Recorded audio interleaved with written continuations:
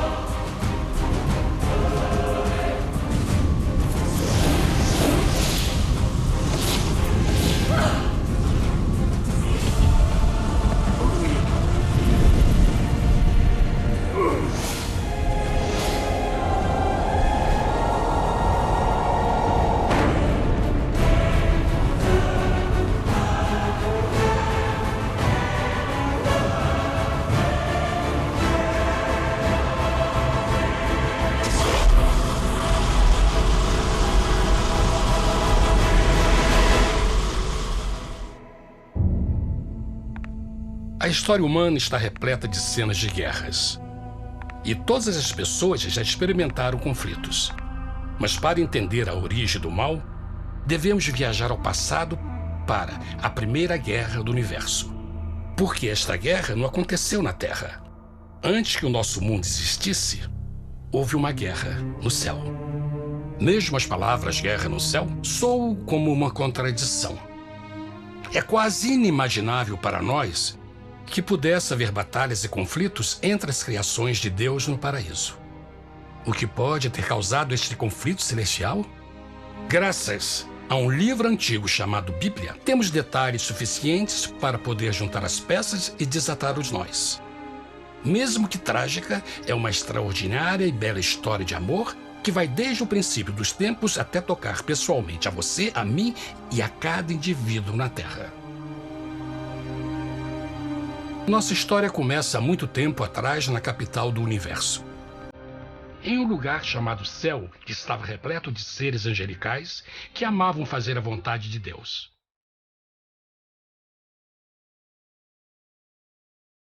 Sob o justo e amoroso governo do Criador, todo o céu desfrutava uma existência de felicidade e perfeita paz. O príncipe supremo do paraíso e comandante dos anjos era o poderoso e amoroso Filho de Deus, mais conhecido com o nome que adotou quando veio à Terra, Jesus. Ele tinha o mesmo propósito e pensamento com Deus, o Pai. O céu, sob o comando compassivo do Pai, Filho e Espírito Santo, provou ser um maravilhoso lugar de paz e alegria. Para realizar as ordens de Deus, a Trindade estava rodeada de um oceano virtual de inumeráveis espíritos ministradores chamados serafins e querubins, mais conhecidos como anjos. Estas poderosas e inteligentes criaturas descobriram que a felicidade estava em cumprir as ordens do Todo-Poderoso. Mas Deus criou um extraordinário anjo para atuar como líder de toda a multidão celestial. A Bíblia nos diz que seu nome era Lúcifer, que significa portador da luz. Este querubim foi o maior ser criado por Deus e assumia a posição mais próxima do trono de Deus, estando diretamente sob a autoridade de Jesus. A tarefa de Lúcifer era difundir a luz e o conhecimento da vontade de Deus a todos os outros anjos. Lúcifer foi o mais esplêndido ser criado por Deus. Era extremamente bonito e dotado de enormes poderes de liderança e organização. Entre os anjos, ele foi muito admirado, respeitado e amado como amigo. Mesmo assim, Deus previu o mal que Lúcifer estava a ponto de introduzir no reino da luz. Cheio de sabedoria e formosura, de todas as pedras preciosas te cobrias. Tu eras o querubim, ungido para cobrir, e te estabeleci. No monte santo de Deus estavas. No meio das pedras afogueadas andavas. Perfeito eras nos teus caminhos, desde o dia em que foste criado, até que se achou iniquidade em ti. Quando Lúcifer percebeu a sua beleza e poder, seu coração pouco a pouco começou a mudar. Permitiu que seu enfoque se afastasse de Deus e direcionou seu amor para si mesmo. Talvez nunca saberemos completamente como e porquê estas sementes de rebelião germinaram em seu coração. Mas o profeta Isaías nos dá uma visão do pensamento de Lúcifer. Como caíste desde o céu, ó estrela da manhã, filha da alva! Como foste cortado por terra, tu que debilitavas as nações! E tu dizias no teu coração: eu subirei ao céu, acima das estrelas de Deus exaltarei o meu trono.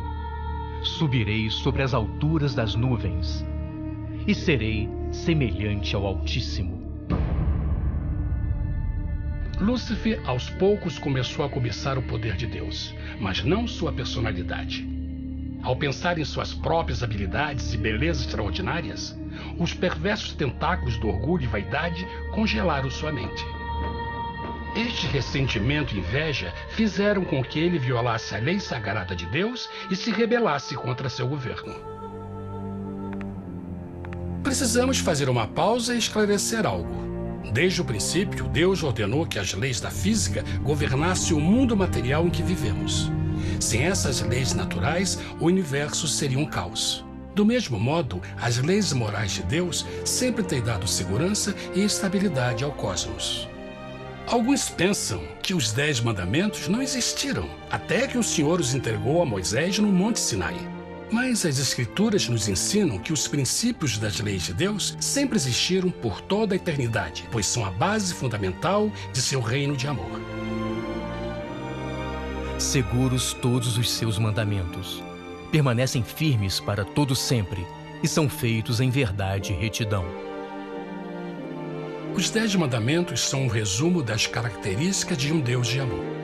Os primeiros 4 mandamentos descrevem quem é Deus, seu poder, seu território e autoridade. Os últimos 6 descrevem como é Deus, sua honestidade, sua pureza, sua fé. Todas estas coisas sempre foram verdade e sempre serão verdade. Agora, pela primeira vez na história da eternidade, Lúcifer começou a violar estes princípios perfeitos. Lúcifer sabia que se fosse compartilhar o poder e status de Deus, necessitaria de apoio. E deu início ao trabalho.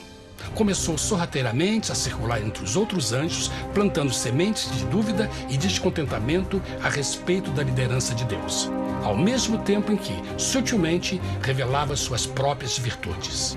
Ele insinuou que Deus abusava de seu poder divino e suas leis restringiam a verdadeira liberdade e felicidade de suas criaturas.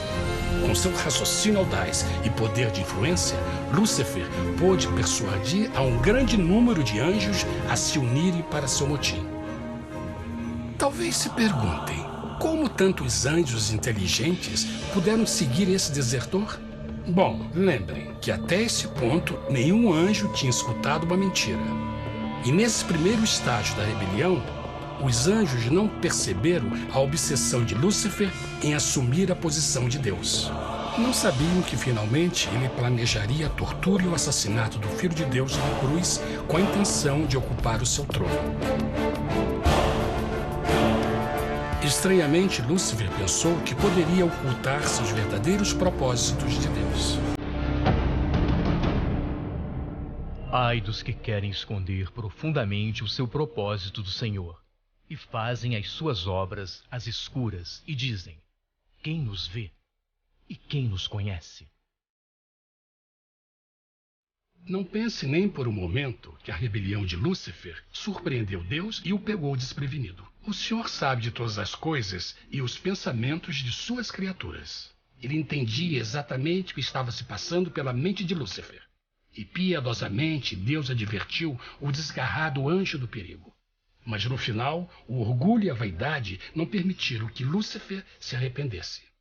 Então, iniciou a rebelião total contra Deus em vez da humilde obediência. Alguns podem perguntar: isso significa que Deus criou um anjo defeituoso? Não, mas ele criou Lúcifer com livre-arbítrio.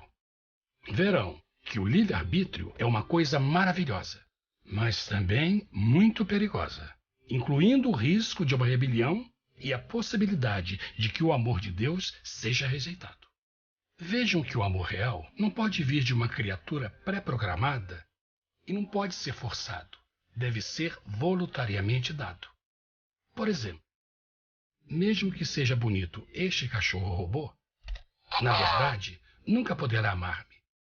Posso fazer que pareça que me ame, mas só estará seguindo instruções pré-programadas. Não tem opção. Por outro lado, este pequenino está realmente feliz em ver-me. Ele decidiu dar-me seu afeto. E com o tempo, nossa relação se fará mais forte, enquanto eu ame e cuide bem dele. Do mesmo modo, um Deus de amor só quer amor verdadeiro de suas criaturas. E para que isso aconteça, elas precisam ter o livre-arbítrio. A rebelião de Lúcifer é a maior evidência de que ele tinha esta liberdade. Agora, a grande pergunta é: como Deus enfrentaria esta crise? Como lidaria com Lúcifer e com os milhões de anjos que se uniram nessa rebelião? Muitos questionam: por que Deus não acabou imediatamente com a rebelião? Afinal, ele poderia facilmente vaporizar Lúcifer com um raio. Mas isto teria solucionado o problema? Não, pelo contrário. Isso só teria intensificado as dúvidas e suspeitas que Lúcifer havia plantado na mente dos anjos. Lembrem que Lúcifer sabia, como ninguém mais, da engrenagem interna do governo de Deus. Sua destruição seria vista como parte de uma grande armação, e a razão que o motivou servir Deus teria sido o medo da represália e não o amor. O Senhor sabia, na sua sabedoria, que a melhor forma de enfrentar a crise era permitindo que tudo seguisse o seu curso. Esta seria a única forma de se assegurar que o mal não se ergueria outra vez. Deixai crescer ambos juntos até a ceifa. E por ocasião da ceifa, direi aos ceifeiros: colhei primeiro o joio e atai-o em molhos para o queimar, mas o trigo ajuntai-o no meu celeiro. Na parábola do joio e do trigo, Jesus descreve que um tempo de crescimento é necessário para que uma planta revele sua verdadeira natureza. No seu entendimento infinito, Deus sabia que, com o tempo, o caráter real de Lúcifer seria exposto e que os amargos frutos de sua rebelião seriam vistos. Até agora, os cidadãos do universo não estavam familiarizados com o pecado e até onde os levaria. Mas isso mudaria quando eles vissem por si mesmos sua terrível natureza autodestrutiva. Afinal, a sabedoria e o amor do governo de Deus seria para sempre confirmado e o universo estaria seguro. Quando Lúcifer e seus seguidores revelaram abertamente sua rebelião, o Senhor soube que não haveria paz se permitisse que eles ficassem no céu. Deveria impor um limite, entrar em ação e enfrentar os rebeldes. Mas Lúcifer e seus seguidores nunca sairiam por vontade própria ou pacificamente. O passo seguinte foi a guerra. E houve batalha no céu. Miguel e os seus anjos batalhavam contra o dragão. E batalhavam o dragão e os seus anjos. Mas não prevaleceram, nem mais o seu lugar se achou nos céus. E foi precipitado o grande dragão, a antiga serpente, chamada o Diabo e Satanás, que engana todo mundo. Ele foi precipitado na terra, e os seus anjos foram lançados com ele. A Bíblia não revela exatamente que tipo de armas foram usadas durante este conflito cósmico. Mas esta guerra foi como nenhuma guerra que os olhos mortais já viram. Apocalipse 12:4 nos diz que finalmente Lúcifer e 1/3 dos anjos de Deus foram expulsos do paraíso.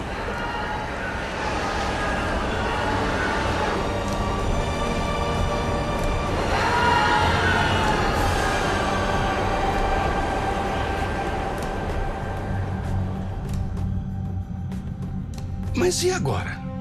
Lúcifer tinha milhões de anjos ao seu lado, mas precisava de um pedaço de chão para continuar sua rebelião. Rápido, muito rápido, o universo começou a entender o quão doloroso e caro o pecado poderia chegar a ser. Mas a guerra não tinha terminado. Apenas começava. Lúcifer, o portador da luz, agora virou Satanás, o adversário.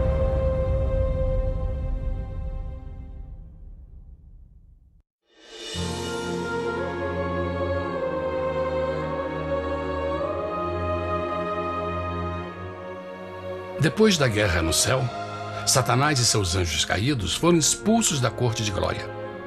Por um tempo, o diabo e seus demônios vagaram pelo universo buscando inutilmente mundos que se compadeceram e se uniram à sua rebelião. Enquanto isto, o coração de Deus sentia intensamente o vazio que deixou a perda de Lúcifer e seus anjos. Então o Pai, o Filho e o Espírito Santo retomaram seu trabalho favorito, o maravilhoso trabalho da criação. Decidiram fazer um mundo novo, pleno, com muita variedade e diversas criaturas de amor. Este novo mundo seria único, porque as criaturas principais seriam feitas à imagem de Deus. Para eles, o Senhor também daria o domínio deste planeta novo, que conhecemos como Terra. No princípio, Deus criou a terra. E viu Deus tudo quanto tinha feito, e eis que era muito bom. Que imagem maravilhosa! Deus forma um novo mundo, nosso planeta, Terra. E em cada maravilhoso dia da criação, algo novo e espetacular começa a fazer parte da cena. Por exemplo, no terceiro dia, Deus falou e uma linda e exuberante vegetação fez parte da existência. Plantas de todas as cores, formas e tamanhos. No quinto dia, o mundo estava repleto de espantosas e exóticas criaturas, que podiam tanto se elevar aos céus como deslizar pelas águas azuis. E outras podiam fazer as duas coisas. No sexto dia, houve a introdução de um grande número de animais terrestres. Desde o gigante elefante até o pequeno esquilo, cada um encontrou um lugar nesse novo planeta para viver em harmonia com o resto da criação. E também no sexto dia, Deus criou o homem. E disse Deus: façamos o homem à nossa imagem, conforme a nossa semelhança. E formou o Senhor Deus o homem do pó da terra, e soprou em suas narinas o fôlego da vida, e o homem foi feito alma vivente. E plantou o Senhor Deus um jardim no Éden, do lado oriental, e pôs ali o homem que tinha formado.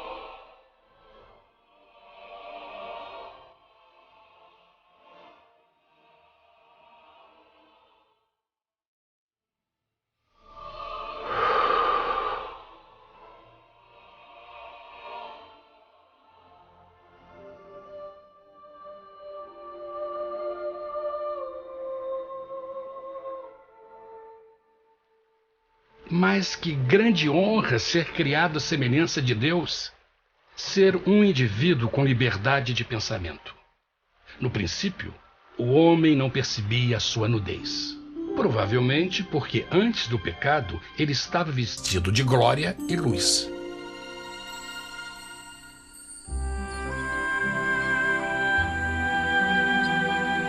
Deus também criou a companheira perfeita para Adão, sua bela esposa Eva.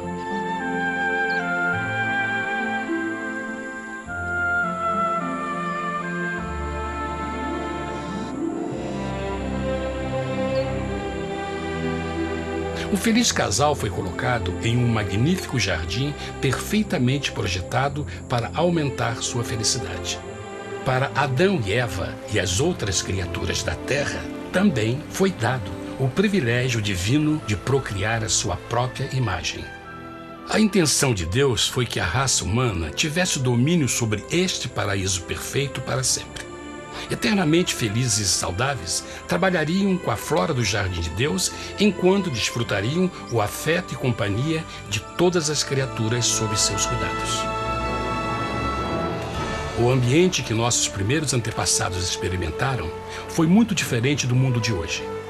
As rosas não tinham espinhos, os insetos não mordiam nem picavam, e os leões e as ovelhas brincavam juntos. Mas a grande bênção era os humanos viverem em perfeita harmonia com seu Criador. A cada 7 dias, Adão e Eva descansavam de seu prazeroso trabalho e gozavam de uma comunhão visita de seu Criador. Era um mundo esplêndido e maravilhoso. E esse estado de felicidade teria continuado eternamente se nossos primeiros parentes tivessem mostrado fidelidade como a simples prova. Mas da árvore do conhecimento do bem e do mal, dela não comerás, porque no dia em que dela comeres, certamente morrerás. Visto que o adversário havia contaminado o universo com sua rebelião, o Senhor viu a necessidade de uma simples prova de amor e lealdade. Lembrem que os anjos bons acabaram de ver 1/3 de seus amigos serem expulsos do céu durante a guerra.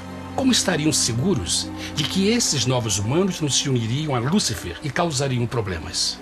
Então o Senhor plantou uma árvore no jardim, uma árvore cujo fruto não deveria ser comido sob pena de morte.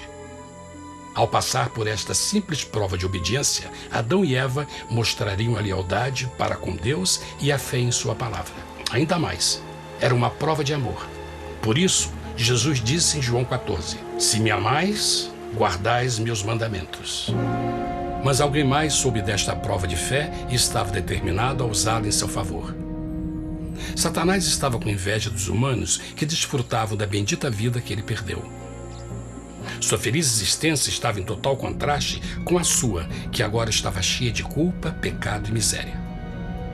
Com ressentimento e raiva, não estava disposto a deixar o casal em paz, pois o pecado sempre buscará arrastar a outros consigo.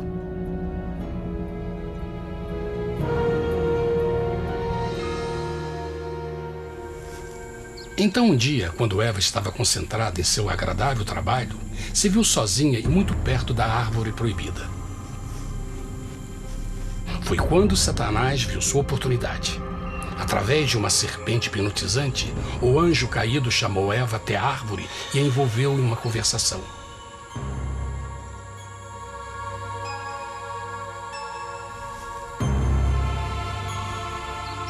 Suas palavras encantadoras foram cuidadosamente calculadas para gerar desconfiança a Deus.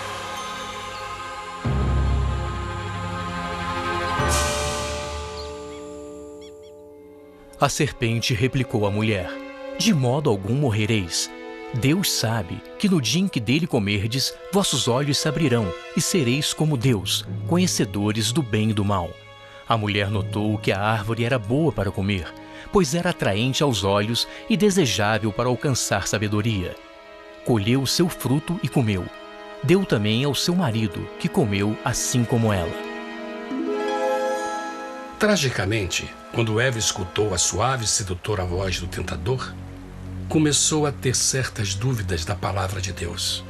A serpente enganou-o com a promessa de grande poder e sabedoria. Isso chamou sua atenção. Além disso, Aparentemente, o fruto deu à serpente a habilidade de falar. Que outros poderes poderia dar a ela? E mesmo tendo acabado de conhecer a serpente, ela confiou em sua palavra acima da de Deus, quem a criou, e lhe deu um paraíso para viver. Então, Eva comeu o fruto proibido e convenceu seu esposo a fazer o mesmo. Adão poderia ter escolhido ser fiel a Deus, mas colocou seu amor pela esposa acima do seu amor por Deus. Quando os nossos primeiros parentes mostraram lealdade ao inimigo, o domínio da terra foi tomado por Satanás. Não sabeis que, vos oferecendo a alguém para lhe obedecer, vos tornais escravos daquele a quem obedeceis? Ninguém pode servir a dois senhores. Este mundo agora seria o último campo de batalha entre o bem e o mal, e o coração de cada homem e mulher seria o prêmio. Adão e Eva não se deram conta desse tempo, mas seu momento de desconfiança e desafio abriria as comportas do sofrimento de milhões de pessoas durante milhares de anos.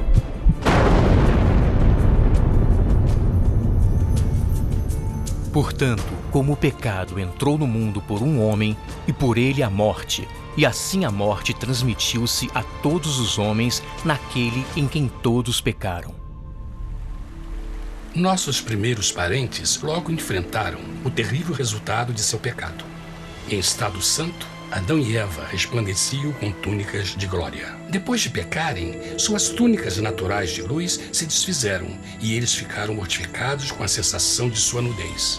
Vergonha e temor tomaram lugar de sua alegria e paz e trataram de cobrir sua nudez com folhas. Agora eles se encontravam sob constante influência do diabo. Ao ceder à tentação, debilitaram sua natureza. E Satanás ganhou poder sobre a humanidade. As pessoas não podiam resistir às tentações do diabo com sua própria força.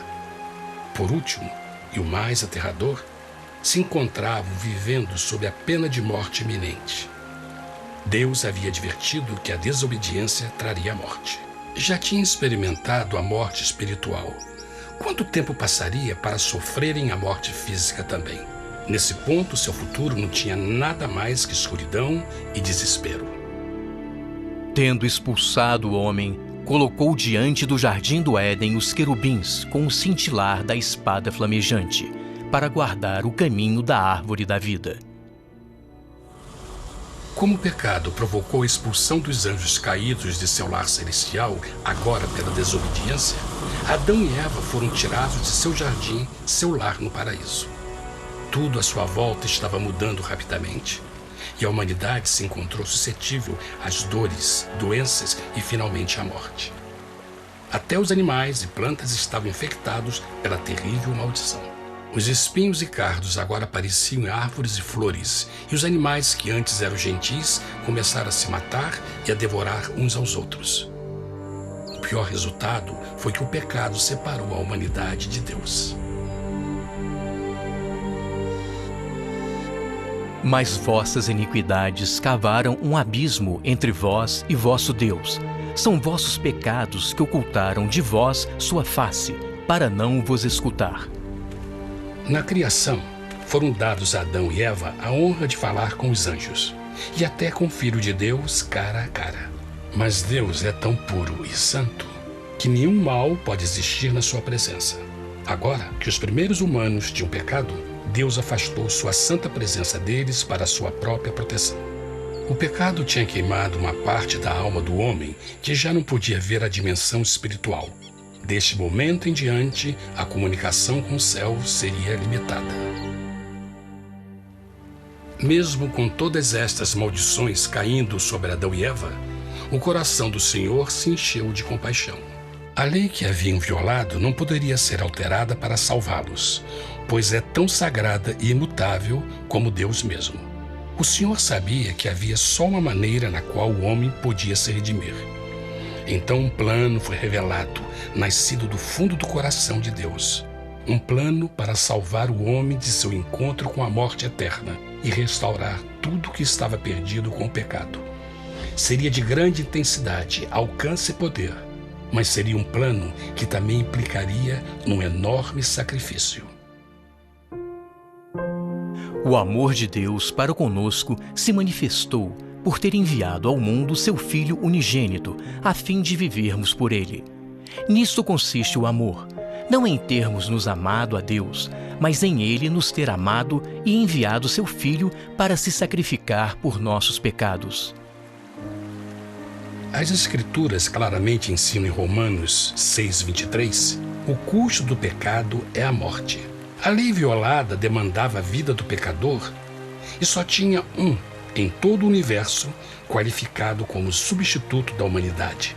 O Criador só podia pagar a dívida de suas criaturas tomando seu lugar. Então Jesus Cristo, o Filho de Deus, concordou em deixar a pureza, glória e segurança do céu. Ele viria para morrer em nome do homem em seu malvado e renegado planeta. Ele nasceria como um inocente e indefeso bebê, suportaria uma vida de dor e vergonha e mesmo assim viveria uma perfeita e vitoriosa vida. Finalmente, ele teria uma morte humilhante para poder ser o substituto da humanidade caída. Por seu sacrifício, a humanidade incrivelmente receberia uma nova oportunidade de ter a vida eterna. Seu sangue seria o resgate para um mundo raptado por Satanás. Este maravilhoso plano de redenção foi graficamente ilustrado no sistema de sacrifício de animais ordenado por Deus depois da queda do homem. O Senhor tinha avisado Adão e Eva que iriam morrer no dia em que comessem do fruto proibido. E como que permaneceram vivos? A Bíblia nos diz que imediatamente depois do pecado, Deus providenciou roupas na forma de peles de animais. É bom notar que o Apocalipse se refere a Jesus Cristo como a ovelha que foi morta desde o princípio do mundo. Isso indica que uma ovelha foi sacrificada no mesmo dia para prevenir suas mortes imediatas.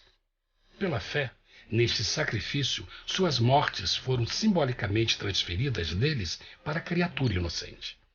A ovelha certamente era a representação de Jesus. Assim, um raio de esperança foi dado em uma situação de escuridão e desespero. Através do arrependimento e a fé no sangue do Messias, qualquer humano poderia uma vez mais ser filho de Deus. Mas mesmo com este grande plano para a humanidade, Satanás ainda tinha o domínio da terra. E a vida na terra não estava fácil. No mundo haveis de ter aflição, mas coragem, pois eu venci o mundo. Naturalmente, muitos se perguntam, como um Deus amoroso e poderoso permite dores e sofrimentos no nosso mundo atual? Mas está claro desde o Gênesis que Deus nunca quis que nós tivéssemos o conhecimento da dor dessa vida. Quando o mundo saiu das mãos de Deus, a terra era um maravilhoso paraíso. Foi o pecado de Adão e Eva que deu a Satanás o direito de assumir o controle deste planeta. Devido à sua trágica eleição, o diabo e seus súditos ganharam o poder de tentar e atormentar os humanos, introduzindo a doença, a dor e o sofrimento. Talvez fosse melhor perguntar: por que Satanás não tem o controle total da humanidade? A resposta é Jesus Cristo. Talvez já perceberam que a morte de Jesus na cruz deu a cada um de nós a oportunidade de sermos salvos, mas na verdade fez muito mais do que isso. Quando o Salvador ofereceu sua vida para redimir a terra, esse ato poria restrições ao controle de Satanás sobre a humanidade. Satanás não poderia forçar nossa vontade e seu poder de nos ferir seria limitado. O sacrifício de Cristo também nos trouxe um tempo de prova, durante o qual poderíamos ver a diferença entre o governo de Deus e o de Satanás, e então decidir a quem servir. Finalmente, pelo sacrifício que fez Jesus, o reino de Satanás chegará ao seu final, e um dia a terra será devolvida ao homem mais maravilhosa do que era no princípio. Mesmo Adão e Eva tendo começado suas vidas como exilados do paraíso, ainda tinham esperança. Deus providenciou peles de animais sacrificados para se cobrirem. Mas o mais importante, ele prometeu o sangue do Cordeiro de Deus para pagar por seu pecado, se aceitassem a Cristo e se arrependessem. Uma grande pergunta permanece: as pessoas aceitariam o grande presente de Deus? Como escaparemos se agora desprezarmos a mensagem tão sublime da salvação? A incrível história que acabaram de escutar é verdade e afeta vocês. Pois, pelo desejo de Satanás de ser Deus e a desconfiança e desobediência de Adão e Eva, todos nós nos encontramos em uma situação perigosa. De um lado, a humanidade foi grandemente favorecida por Deus com uma segunda chance de recuperar nosso lugar no Éden. Por outro lado, se nós desistirmos de aproveitar esta grande chance, nos tornaremos escravos de Satanás e finalmente seremos destruídos quando Deus limpar o universo do pecado. Amigos, não há melhor hora de fazer sua escolha por Jesus do que agora mesmo. Nenhum de nós sabe quanto tempo mais teremos que viver nesta terra. Jesus nos tem mostrado grande interesse no seu bem-estar e seu amor por vocês o levou a providenciar uma maneira de escaparmos de uma futura destruição. Ele quer que você o aceite e se arrependa de seus pecados. Através de Cristo, pode encontrar o perdão para tornar-se como Ele em caráter. A triste notícia é que Satanás atua de todas as formas possíveis para evitar que aceite o presente da salvação de Deus. Devido à nossa rotina da vida, o amor ao dinheiro ou alguma outra distração fascinante, ele trabalha para manter a todos ocupados e afastados do que, na realidade, mais importa, sua salvação eterna. Para que entendam a realidade da situação e que se você não escolhe a Jesus por omissão, está escolhendo a Satanás. Mesmo que a terrível escolha de Adão e Eva nos traga morte e miséria, vocês agora podem tomar uma melhor decisão. Deus está oferecendo uma paz que satisfaz o anseio mais profundo de sua alma e uma alegria que não encontrará nas atribulações deste mundo. O desejo que tem o coração de Deus é que seja salvo e esteja com Ele no paraíso. Mas o único que pode mantê-lo fora do céu é você. Imagine a tragédia que seria se você recusasse este precioso presente. Você pode decidir hoje e aceitar a salvação que Deus prometeu. Na verdade, nesse momento, pode aceitar a vida eterna através de Jesus Cristo. Posso convidá-lo para que acompanhe agora mesmo em uma simples oração, aceitando sua maravilhosa oferta? Por favor, repita depois de mim. Querido Pai Celestial, venho a Ti agora e humildemente pedir Teu perdão. Senhor, confesso que sou um pecador e violei Tua santa lei. Entendo que a pena por esse pecado é a morte. Acredito que Jesus Cristo sofreu e morreu na cruz para receber o castigo por todos os nossos pecados. Acredito que Jesus ressuscitou e eu o aceito como meu Salvador pessoal. A partir deste momento em diante, Te dou o meu coração e o aceito como Senhor da minha vida. Por favor, perdoa todos os meus pecados e envia Teu Espírito para ajudar-me a fazer a Tua vontade. Te agradeço por Teu grande amor e aceito Teu presente da vida eterna. E eu oro tudo isso em nome de Jesus. Amém.